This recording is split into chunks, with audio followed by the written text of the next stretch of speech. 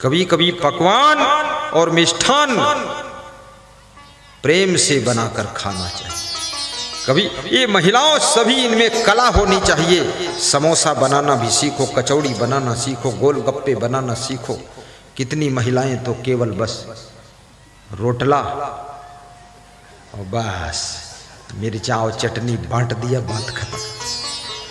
ज्यादा बोलो तो फिर वो पत्थर का बाट खोपड़ी मार दे।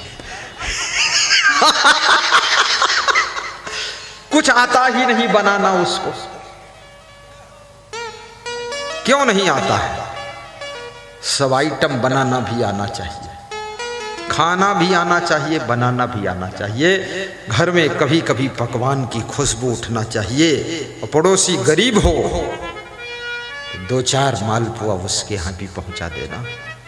और द्वार पे गाय बंधी हो, 1 मालपुआ उसे भी खिला देना। देखना तुम्हारे घर में कितना माल पैदा होगा, कितना माला माल हो जाओगे। कोई घर में मेहमान आए तो थोड़ा पकौड़ी वकौड़ी भी बना देना। ऐसा नहीं मेहमान आ गया बस बीकानेरी नमकीन लाके उड़ेल दिया, बात खत्म। अरे छोड़ो बीकानेरी, घर का थोड़ा बना दीजिए। जिसके द्वार पर मेहमान का सम्मान होता है, याद रखना, जिसके द्वार पर मेहमान का सम्मान होता है, माता पिता का आदर होता है, जिसके घर की बहुएं हंसती रहती है और जिसके घर की नारियां गीत गुनगुनाती रहती है और जिस घर के बच्चे बड़ों के पैर छूकर मुस्कुराते रहते हैं, उस घर में कभी धन धान्य की कमी नहीं रहती है। वो घर मंदिर बन जाता है। आपके घर की रसोई में मांस मछली अंडा नहीं पकना चाहिए। आपकी घर की रसोई में पूड़ी पकौड़ी कचौड़ी समोसा और मालपुआ और खीर और जलेबी ये सब बनना चाहिए। अचानक कभी गुरुजी आ जाएं तो फट से 1 कटोरी उनको भी खीर खिला सको। ये मांस मछली अंडा ये मनुष्य का भोजन नहीं है, ये राक्षसों का भोजन है। इसका त्याग कर देना चाहिए।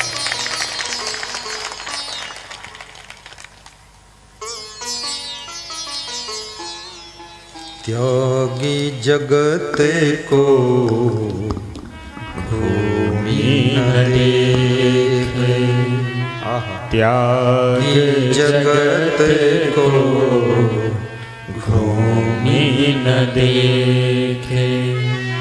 मानुष जन्म सुफल करि लेखे, त्यागी जगत को भूमि न देखे, त्यागी जगत को भूमि न देखे।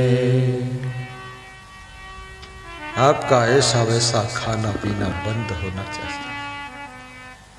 मिष्ठान्न पानम गृहे आतिथ्यम शिव पूजनम। और घर में भक्ति भी होना चाहिए। शिव पूजन का अर्थ क्या होता है? आप किसी भी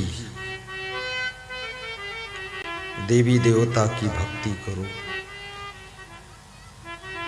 आप गुरु की भक्ति करो, लेकिन आपके घर में भक्ति होना चाहिए। सवेरे उठ करके छोटे से साउंड में भजन बजाते। हम लोग सवेरे उठते हैं जब बस भजन चालू, बड़ा माइक रखता हूँ साथ में, चालू कर दिया, जोर से बजा देता हूँ। जिसकी नींद ना खुली हो वो भी खुल जानी चाहिए। आधा घंटे बजाता हूँ, फिर घंटी बजा देता हूँ, टन टन टन 50 घंटी। और फिर प्रातः वंदना शुरू, आरती शुरू, ध्यान शुरू, डायरेक्शन, उसके बाद पद यात्रा शुरू। आलस्य छू नहीं जाना चाहिए। अपने को बूढ़ा कमजोर रोगी दोखी मान करके पड़े रहना बिस्तर में मरे चूहे की तरह, ये बहुत बड़ी बेइज्जती तुम्हारी है। उठकर खड़े हो जाइए, खड़े हुए कि बड़े हुए और चल पड़े कि पहुंच गए, ये दिमाग में होना चाहिए। आलस्य को छोड़िए। आलस्योपहता विद्या पर हस्ते गतम धनम अलप बीजम हतम क्षेत्रम हतम सैन्यम नायिका। आलसी की विद्या नष्ट हो जाती है, खेत में कम बीज बोने से खेत नष्ट हो जाता है। और याद रखना, बिना सेनापति की सेना नष्ट हो जाती है। और दूसरे के हाथ में गया हुआ धन वो भी नष्ट ही समझना चाहिए, वापस मिले कि ना मिले कुछ ठिकाना नहीं। इसलिए कहते नेकी कर नदी में डाल। किसी को उधार देना तो फिर समझ लो मिल जाए तो सौभाग्य, ना मिले तो जयराम जी की कोई बात नहीं, लड़ाई झगड़ा मत करो। और किसी से उधार लेना, उसको 10 रुपये ज्यादा वापस लौटा देना, क्योंकि उधार का पैसा जो वापस नहीं लौटाता है 7 जन्म तक उसका उद्धार नहीं होता है।